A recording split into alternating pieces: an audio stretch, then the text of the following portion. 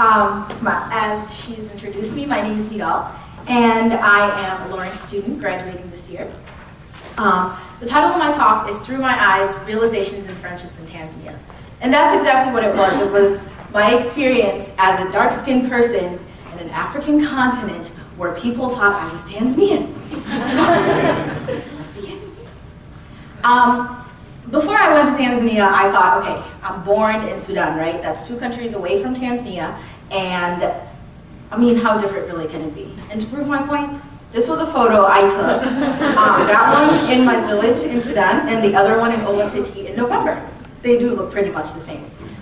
But the truth was that really wasn't.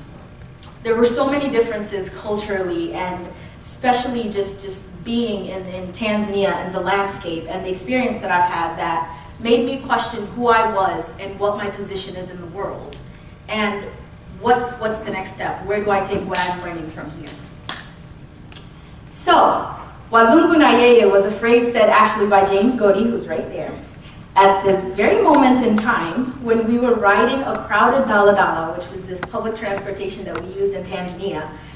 When we would go on group trips, he would always say, I'm paying for all the white people, Wazungu, right there, plus yeye, that's her, that one right there. And so that kind of became the anchor for me.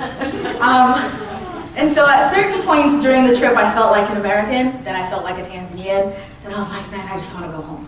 So this was our Kiswahili group, and during those moments in time when we were in Kiswahili class, I totally felt like an American. I'm like, say what? How do you say this? And I was speaking with the same accent, and the teacher's like, you should know this. I'm like, no, but I don't. So, but then when we were at group functions and things like that, I also, felt like an American too. We were with a group. This was a photo taken at a restaurant called Addison Dark. It was our favorite place to go as a group. So every time I went there, I was experiencing things and seeing things for the first time, and it was amazing. This was also another group photo at the Shifting Sands near Old Dubai Gorge, and there I was also amazed by what I saw, and I was also experiencing things for the first time. And some of the Tanzanians were looking at me like, seriously? Like, yeah, this is so cool.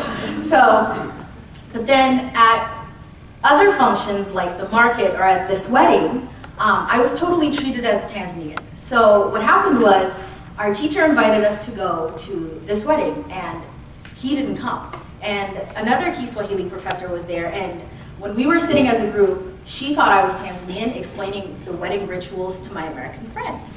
And so we're watching these people get on the ground, bow, and get up, and fruit baskets coming in, and just like, what's going on? And here I was like, whoa, did you see that happening? And da-da-da, and I was talking and moving my hands, and so the teacher thought I was explaining the rituals to the American friends. 2 hours later, she walks up to me, speaking in Kiswahili, and I was like, whoa, time out. What's saying here? And she looked at me and was like, you didn't understand what was happening? I'm like, no. So, you want to reiterate? Maybe tell us what happened in the past 2 hours?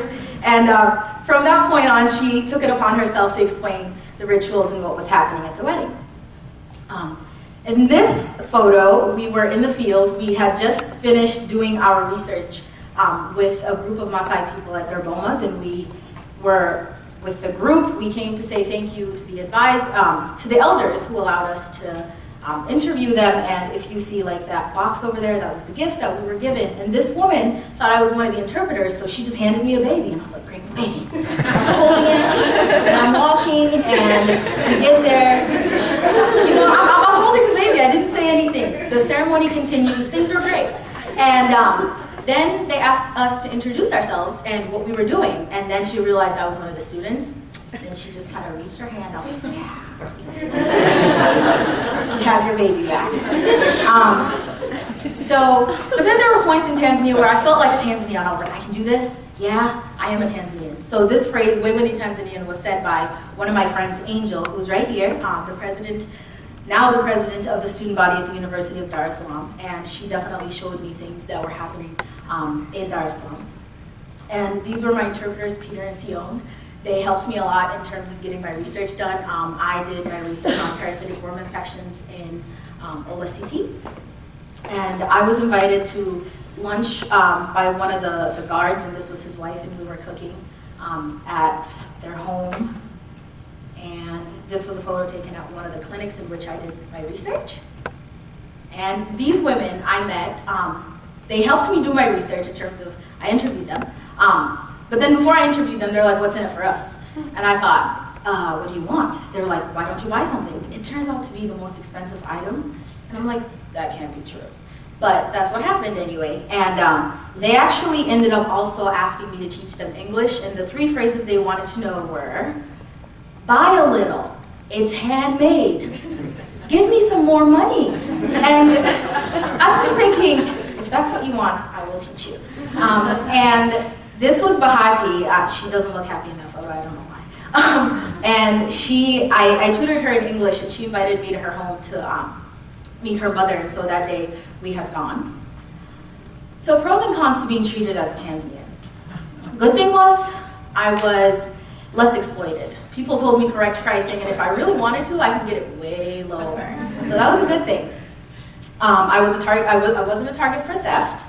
I made easy conversations with other people. I felt safer, which meant I could travel independently. And I had people who were willing to do my research. Where cons were, I had to wait for a long time for everything. I was like, you're a Tanzanian man, you're gonna do like the hustle and bustle of this thing, you're gonna know what it's like to be a Tanzanian woman, so get used to it. I was expected to be submissive to men. And this wasn't like, hey, you woman, do this. It was more like we'd be standing in a line, there'd be 3 women, 2 guys would come right in front of us and just go like nothing happened. And I'm like, excuse me? What? You know, and no one would say anything about it. So it was a little bit hard to get used to at first. And then at some points, I was considered less important than other members of my group. And a lot of my group members did try to speak out for this. And James's wife, Trudy, knew some Kiswahili words. One of my favorite was hapana, which means no. And at one point in time, she was just like, no! And I'm like, okay, Trudy spoke. There we go. So that was something that I had to kind of get used to in terms of my experience. So the thing to take away from my presentation is that, you know, globalization is connecting people, and immigration, and through all these different experiences, there are hybrids that are being created kind of like me, and those experiences and the way we see the world and kind of are determined by our identity. And that identity is something very, very critical, and that the next time we kind of see someone or ask someone a question or assume something about them, we should kind of take a step back and be like, so how do you describe yourself? Where are you from? Tell me about yourself instead of kind of assuming.